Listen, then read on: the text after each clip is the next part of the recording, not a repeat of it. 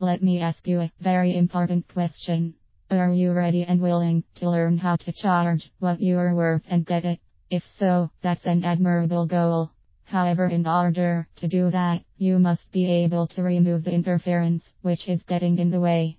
The challenge is, do you actually recognize that you have interference, B, know when it's in play, and C, understand what it's costing you? Potentially, there are a number of different interferences, and all of these can be overcome. They're just hurdles, which you can go over, around or under. However, the most challenging of these, and the one I'm focusing on, is the mental variety. The formula. Many years ago, I came across a formula, and despite the fact that I lean far more towards languages than I do maths or science, for example, I only scraped a grade E in chemistry O level, while I gained a double AA grade in French O level. I really love formulas. It's as follows.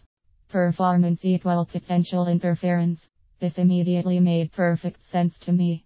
Since your potential is always 100%, it means that the determining factor of your performance is the amount of interference which you experience. Taking an extreme example, even if you were in a coma, your potential would still be 100%. However, the level of interference would also be 100%, so your performance would be 0. Luckily for you, if you are reading this, that is not the case. However, unless you are extremely fortunate, it's probable that you have some level of interference. It's just a question of degree. Quite clearly, the more interference there is, the poorer the performance. I want to make one thing really clear, though. This has nothing to do with your ability to do your work. In fact, as I've mentioned in previous articles, I work with very competent professionals who do not lack ability or experience. However, because they're human, they still have interference. Story time. Yesterday was a sunny, summery Sunday, and I was happily strolling along the quay in my hometown when I bumped into one of my professional services clients. He was so engrossed in his interference, head slightly down, and a frown on his face, that I'm pretty sure that if I hadn't seen him, he would have walked right past me, completely oblivious of my existence. Talk about E plus R equal O, which is event plus reaction / response equal outcome. This means that it's your reaction or response to an event which creates the outcome, rather than the event per southeast. Very often, the mind makes up stories and creates catastrophic outcomes, the like of which would have the hardiest of men trembling in their boots. The mind is adept at either looking back at the past or looking to the future, what I call futurizing. I know the word doesn't exist, but I like it. And often fearing the worst, it doesn't know how to stay in the present moment.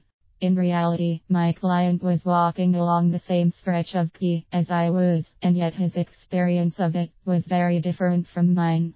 When I brought this to his attention, he became more aware, and when I questioned him on whether he had behaved in a similar way in the past when challenges had come his way, he said yes.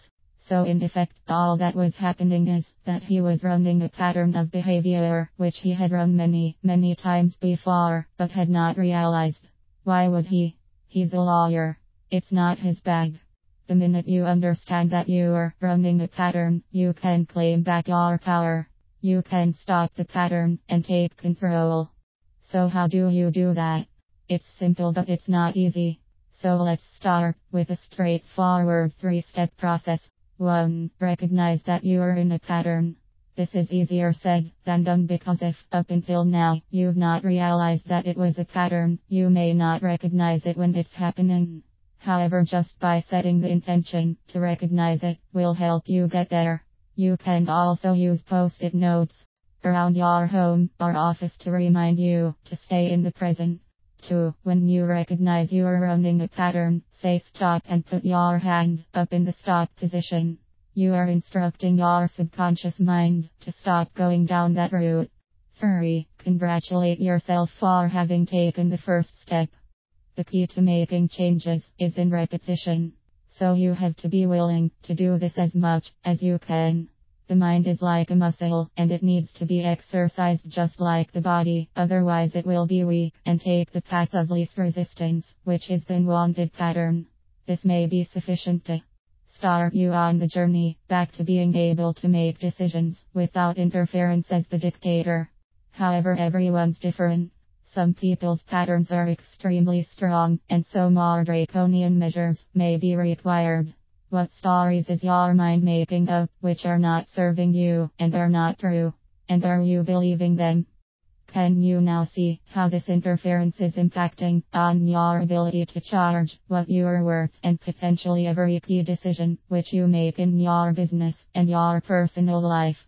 In the next article, I'll continue to explore how the mind works and the impact this has on you.